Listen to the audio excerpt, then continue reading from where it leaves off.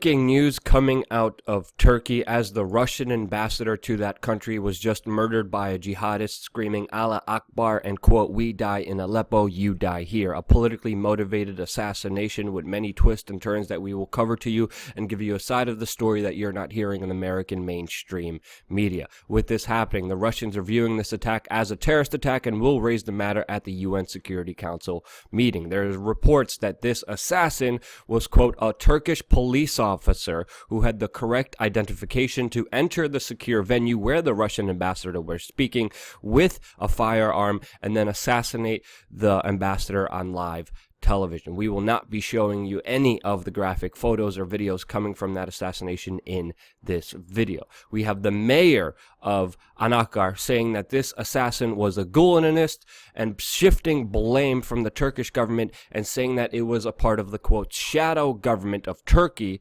that is connected with the cleric Gulen, who is currently protected by the US government and living inside of Pennsylvania. With them trying to shift the blame, we will see what will happen from all these latest developments and who is really responsible. But previously, before, Russian diplomats have made public statements on, quote, how the West is frustrated with their success in Aleppo. We have seen the Russians and the Syrian government take siege and control of the key geopolitical region of Aleppo inside of Syria, quote, ending that quote, civil war that has been engulfing that entire nation. With this happening in the American mainstream media, we have seen Russian forces and the Syrian government forces vilified, giving you one side of the story of their so-called atrocities against the rebel groups and against, quote, the refugees and the poor people living inside of Aleppo. But you're not getting the true side of the story,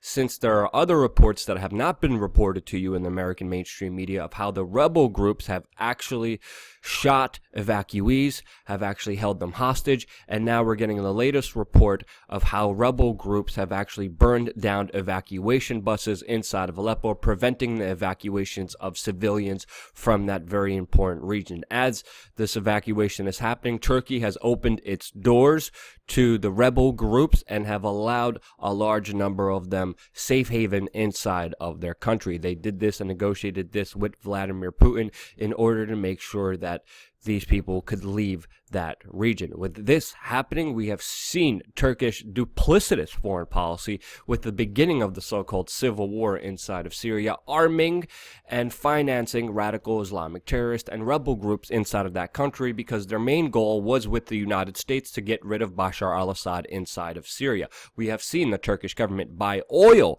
from ISIS. We have seen them send heavy weapons and munitions inside of Syria to arm the rebel groups. Now the rebel groups are inside of Turkey, and they are even committing terrorist attacks against the Turkish government. We have seen Turkey stop doing this when they opened up relations with Russia. But previously, before, the Turkish government has shot down a Russian fighter jet, almost sparking World War III, with NATO and Russia with very grave geopolitical moves that led to disastrous foreign policy that we're seeing unfold and explode inside of Turkey right now. The president of Turkey, Erdogan, has not made the situation better. He has made the situation worse. With this happening, there will be geopolitical ramifications. We will be reporting those to you on our YouTube channel. Subscribe and make sure you click the bell button to stay up to date with everything that we are covering here for you as the situation develops. Thank you again so much for watching. Subscribe.